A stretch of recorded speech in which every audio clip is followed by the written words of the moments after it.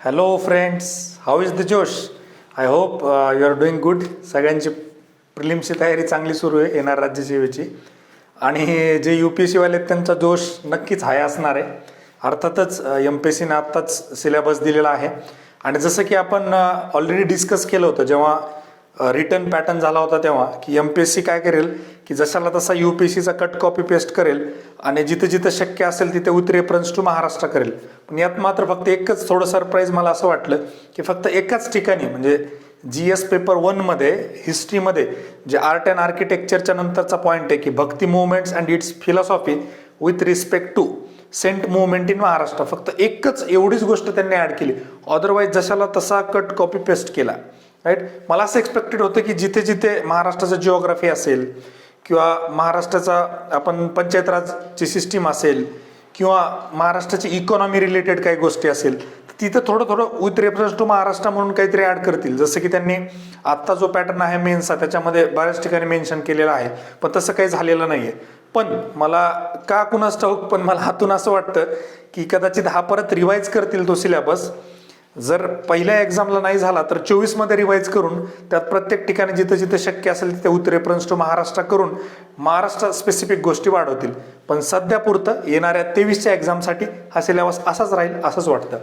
मग आता जो सिलेबस आलेला आहे तो cut copy paste U P S C केला आहे. कमिटीनं खूप जास्त काही एफर्ट्स घेतलेले नाही आहेत, सरळ यू पी सीचा उचलला आहे आणि तो कट कॉपी पेस्ट केला आहे. त्यामध्ये अजून एक थोडी महत्त्वाची गोष्ट जी आत्ता येणारी प्रिलिम्स आहे त्याच्यासाठी एक गोष्ट आहे बघा. सीसॅटच्या पेपरमध्ये म्हणजे 23ला जेव्हा सीसॅट क्वालिफाय असणार, आत्ताही असणार आणि पुढच्या वेळेस असणार आहे, तरी पण त्यांनी एक गोष्ट तिथे मेन्शन केली आहे की डिसिजन मेकिंग यासाठी निगेटिव्ह मार्किंग असणार नाही. म्हणजेच आत्ताच्या येणाऱ्या प्रिलिम्सच्या पेपरमध्ये जो सीसॅटचा पेपर असेल त्यासाठी पण डिसिजन मेकिंगचे क्वेश्चन असणार आहेत. त्यामुळं ज्या लोकांना थोडीशी सीसॅटची भीती वाटते, काल 1-2 लोक माझ्या फोनवर बोलले आणि एक जण आला पण जे UPSC करतोय, UPSCमध्ये सीसॅट गेल्यामुळं थोडीशी मनामध्ये भीती होती. तर त्याला मी ते सिम्पल एक्झाम्पल सांगितलंय. 55 मार्क कसेही पडतात तुला, वरचे जे 10 मार्क आहेत 10-11 मार्क तर ते आपल्या डिसिजन मेकिंगमधून घेता येतील. त्यामुळे MPSCला खूप जास्त घाबरायची आवश्यकता नाही. सीसॅट क्वालिफाईंगला आरामात सीसॅट क्वालिफाय होणार. आणि दुसरी एक महत्त्वाची गोष्ट अशी मला वाटते की MPSCमध्ये प्रेशर ग्रुप एवढा स्ट्रॉंग आहे ना की एक्झामिनर एवढी डेअरिंगच करणार नाही की डिसिजन मेकिंगचे क्वेश्चन काढून टाकेल किंवा पेपर खूप अवघड काढेल.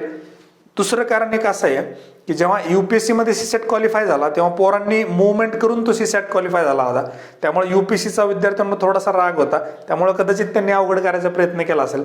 इथे हा इनिशिएटिव्ह MPSC कडून आलाय, त्यामुळं सीसॅटमध्ये मुलांना नापास करण्याची MPSCची इच्छा असेल असं मला वाटत नाही. त्यामुळं अजिबात घाबरू नका सीसॅटच्या पेपरला.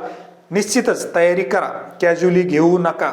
जेवढं शक्य आहे तेवढं सीसॅटची प्रॅक्टिस करा, पण कॉन्फिडेंटली सामोरं जा. तुम्ही 100% सीसॅट क्लिअर करणार. राईट. आता आपण येऊया जो नवीन आलेला सिलेबस आहे बघा. सिलेबस जशाला तसा दिला आहे, प्रिलिम्समध्ये पण काहीही चेंजेस केलेले नाही आहेत. ऑन अँड ॲव्हरेज सेम असणार आहे. प्रिलिम्समध्ये पण MPSC म्हणजे महाराष्ट्र स्पेसिफिक क्वेश्चन नक्कीच विचारतील. जरी त्यांनी तिथं काही मेन्शन केलेलं नसलं तरी पण जसे आत्ताचे प्रश्न आहेत तशाच पद्धतीनं प्रश्न ते विचारतील. सिम्पल एक एक्झाम्पल मला द्यायचं म्हणजे MPSCचा सिलेबस आणि UPSC syllabus cut copy paste केला म्हणजे UPSC सारखेच प्रश्न येतील का? अजिबात नाही. कारण यांना जे पेपर सेटर मिळतात ते खूप वेगळे आहेत आणि UPSC जे पेपर सेटर कडून क्वेश्चन्स घेते त्याच्यावर रिफायनिंग करते, त्याच्यावर बरेचसे चेंजेस करून जे फायनली क्वेश्चन सिलेक्ट करते ते खूप वेगळे असतात. MPSCमध्ये असं होत नाही. जेव्हा MPSC रिटर्न होती तेव्हा पण जर तुम्ही प्रश्नांची पॅटर्न बघितलेला असेल तर तो आणि UPSCचा खूप खूप वेगळा होता. त्यामुळं असं होणार नाही की जसंच तसे UPSC सारखे प्रश्न आहेत. निश्चितच पहिल्या 1-2 वर्षामध्ये UPSCच्याच धर्तीवर प्रश्न विचारले जातील.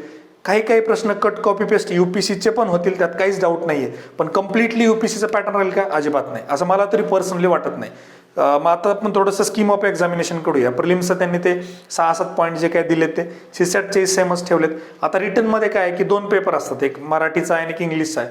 तर ते कंपल्सरी पेपर आहेत आणि ते फक्त क्वालिफाईंग आहेत, त्याचे मार्क मेरिटमध्ये धरले जाणार नाहीत. कमिंग टू एसे पार्ट, जशाच तसं कट कॉपी पेस्ट केला, त्याच्यामध्ये काहीही चेंजेस केलेले नाही आहेत. जसं UPSCनं वर्डिंग वापरले you should be very close to the topic वगैरे जशाला तसं मेन्शन केलेलं आहे, त्यामुळे त्याच्याबद्दलही काही जास्त चर्चा नाही आहे. GS1मध्ये मात्र जो भक्ती मुवमेंटचा एक फक्त पार्ट ॲड केला आहे 2, 3 आणि 4 इथिक्सपर्यंत जशाला तसं ठेवलेलं आहे. ऑप्शनलमध्ये एक फक्त चेंज आपल्याला दिसतो की जे काही बाकीचे लिटरेचर आहेत म्हणजे जसं की कन्नडा लिटरेचर असेल, बोडो लिटरेचर असेल, बाकीचे लिटरेचर काढून टाकलेत आणि 26 म्हणजे 26 ऑप्शनल त्या ठिकाणी ठेवलेत. तर फक्त एकच वाङ्मय किंवा लिटरेचर आहे ते म्हणजे मराठी लिटरेचर. आणि बाकीचे जे आहेत म्हणजे पूर्वीच्या काळी जो होम सायन्स होता तो काढून टाकलेला आहे.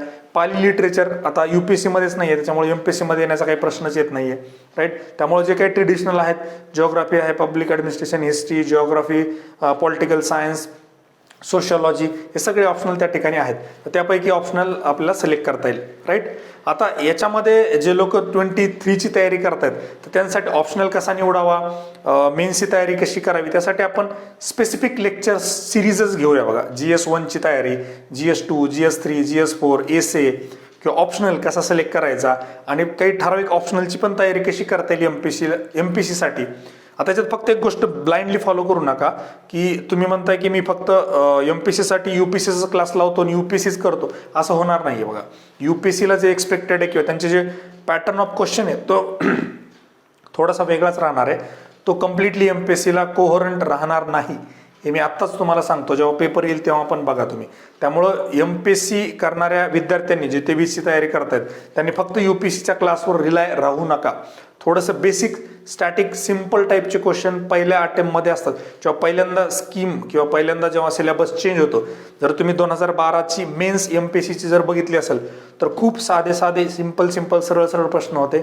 अगदी तसंच मेन्सच्या बाबतीमध्ये पण असणार आहे, साधे सरळ. म्हणजे जसं मी आधी एक्झाम्पल दिलं की पहिला जर तुमचं ऑप्शन असेल तर what is anthropology, what are the different branches of anthropology, explain any one branch with its example. असा एकदम सिम्पल टाईपमधले क्वेश्चन तुम्हाला सुरुवातीला विचारू शकतात. त्यामुळे जास्त काही खूप घाबरून जाण्याची आवश्यकता नाही. जे 23ची तयारी करतायत त्यांच्यासाठी भरपूर वेळ आहे. तुम्ही आतापासून ऑप्शनलची रायटिंग प्रॅक्टिसची तयारी करू शकता.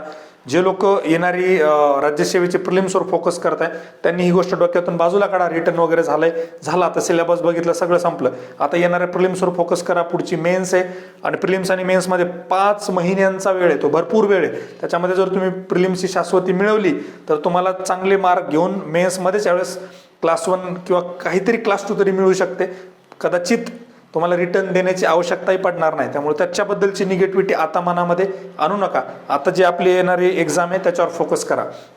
दुसरी गोष्ट, आपण जी करंट अफेअर्सची सिरीज चालू केली ती आपण कंटिन्यू करतोय. पुढचं मी घेतोय, मला थोडंसं वेळेअभावी करता आलं नाही, पण उद्या किंवा परवाच आपण पुढचे टॉपिक्स आणि त्याच्यावर कंबाईन आणि राज्यसेवेसाठी चालू घडामोडी त्याच्यावरची सिरीज आपण कंटिन्यू करणार आहोत, राईट. आणि याच्या व्यतिरिक्त मला वाटतं की सध्या तरी जास्त बोलण्यासारखं नाहीये. एक स्पेसिफिक टॉपिक आणि विषय घेऊन आपण नक्कीच पुढच्या व्हिडिओमध्ये त्याच्यावर चर्चा करूया, right. So thank you very much and all the very best.